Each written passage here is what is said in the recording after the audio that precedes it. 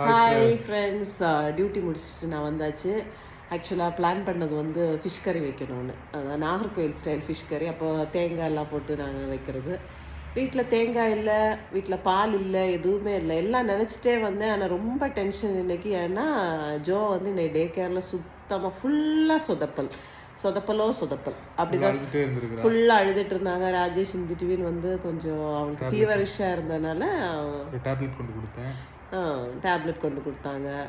அப்புறம் கொஞ்சம் தூங்கினாலாம். நான் ரொம்ப அழுதுகிட்டே இருந்தேன், ஃபுல் டைம் அழுதுட்டு ஒன்றுமே சாப்பிடல அப்படின்னு. சரி குழந்தைக்கு தான் ஏதோ பாவம் சிக்காயிட்டா போல இருக்குது. நான் போய் கரெக்டாக 4:15 ஆகும் நான் போய் எடுக்க என்ன பார்த்தோன்னா சுவிட்ச் ஆஃப் பண்ண மாதிரி ஈன்னு ஒரு சிரி. அம்மா மிஸ்ஸிங்.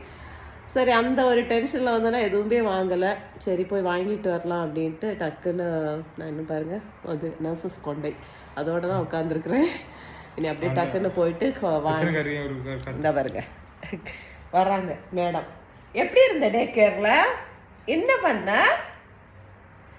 எதுக்கு அழுதீங்க ஜோ?